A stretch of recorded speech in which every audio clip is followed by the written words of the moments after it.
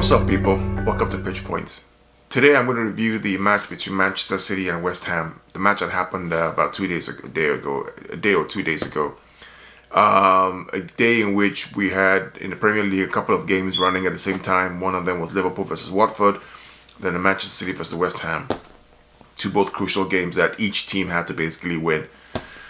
In general, it was 1-0 win, a narrow win, but the game wasn't that narrow. Really, the way it started off was clearly City playing their usual 4-3-3, and City made like 3 or 4 or 5 changes in the game. They had Fernandinho was injured, so Gundogan came in and played the defensive midfield.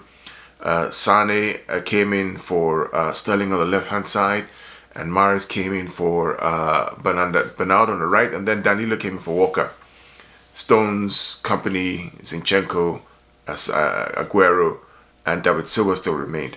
It was a very difficult game, extremely difficult game, even though City dominated possession, 80% possession on average. West Ham basically set up in a 4-5-1, 4 in the back, 5 in midfield, and 1 up front, with Andy Carroll being the lone striker. And what they basically did was wanted to just stay well organized, sit deep, stay intact, and basically play on the transition of the break from the defense to the attack.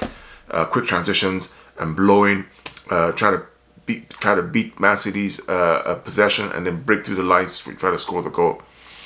Very, very difficult game. There were 20 shots by City, 1 shot by West Ham through the whole game. It was a very, very tight game through the very first half. Some poor play by some players in general. I think David Silva was a little poor. Kevin was trying to overplay and overcomplicate things and try to play the more difficult passes instead of keeping the passes very simple.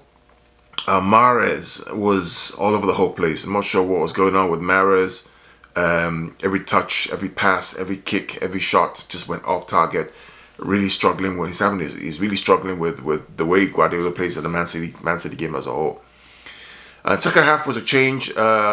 Took out Sane, took out Mahrez, and brought in Bernardo and Sterling, and the game basically changed. Within a few minutes, there was a soft penalty that was given. Bernardo went down, and there was a penalty given for Aguero, and Aguero put the ball in into now making him the highest scorer within the league itself.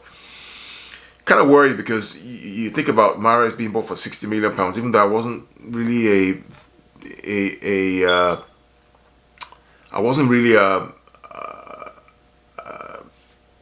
happy, or not happy is the wrong word to you. I wasn't really convinced that he was the right person that we needed for £60 million. I felt that we should have gone for a defensive midfielder and spent more money on DM than a Mahrez. I wasn't sure what Mahrez brought to the game. We know that he was great at Leicester in that season, but I don't think he really fits into the City system. And maybe that will change within a year or so, but we shall see. There's news of him that Juventus wants to buy him, and if he doesn't pick up his form, he may be sold. Who knows? But generally a tight game, good win, 3 points, dominated possession, dominated the game, only got 1 goal, and we'll take the 3 points and move on to the next game. My player ratings, I would say Ederson, I'll give him a 9 over 10. I think that potential goal that he saved from Carroll on the counter-attack was worth every salary that he earned that day. 1 shot on goal, and that was it, and he saved it. Brilliant save. I think Danilo played well. I would give him an 8 over 10. I think he did well. In fact, I think he's actually better offensively than Kyle Walker is. Even though Kyle Walker is quicker on the turn and quicker back in recovery because of his speed. But I thought Danilo offered something different going forward. I think he attacked the wings, attacked the middle. He tried to shoot, tried to cross the ball. I think he's a better crosser and a better attacker on the right side than Walker is, even though Walker is quicker at recovery. Otamendi was good. I think I'd give him an 8 over 10. Kompany was stable, 7 over 10. Zinchenko was, again, good. Again, playing at left back. And now the debate is on between either keeping Zinchenko on or keeping Mendy on. I thought he was really good in the game. And that's his 3rd consecutive game. Actually, 4th consecutive game that he's been great. I gave him an 8 over 10 for that one. Ilkay Gundogan basically came in for a position in which he basically was not prepared, position in which Fernandinho stepped out and was got injury. He played that position. I thought he was my man of the match. I thought he kept the game ticking. He kept things moving. He was distributing the ball. He was collecting the ball. He was passing and moving, quick passing, short passing, long passing, breaking up the lines, passing between the lines. I thought he was really great. He was my man of the match. I gave him an 8.5 over 10.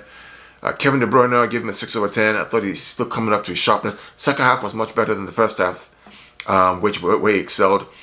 Sane, I gave 6/10. It was very poor. Had to be hooked off at halftime. Aguero, I gave 7/10. I thought he was a bit coming too deep at times, but he got the penalty. And Mahrez, I gave a 2/10. It was really, really, really poor. Very frustrating. Very, really, really, really poor. So that's my game rating for the game Man City versus West Ham. Injury updates. We know that Fernandinho and Laporte are out injured. Everybody else is fit. They trained today. All were looking good. Jesus came back. Stones is training. Mendy's in training. I thought also in the game that Foden came in and looked really good. I gave him a 7/10 as well. And then breaking news. News just came out today that Puma is going to be the new kit provider for Man City in a massive deal. Basically $866 million over 10 years. Or £650 million over 10 years. Massive upgrade in the deal for all the City Group clubs around the world. Girona FC, Sichuan Jinhua, Atletico Torquay, Melbourne City FC in Australia. All the clubs, apart from New York City FC and the Japanese club, everybody else is going to come under that deal. That's almost $1 billion over 10 years.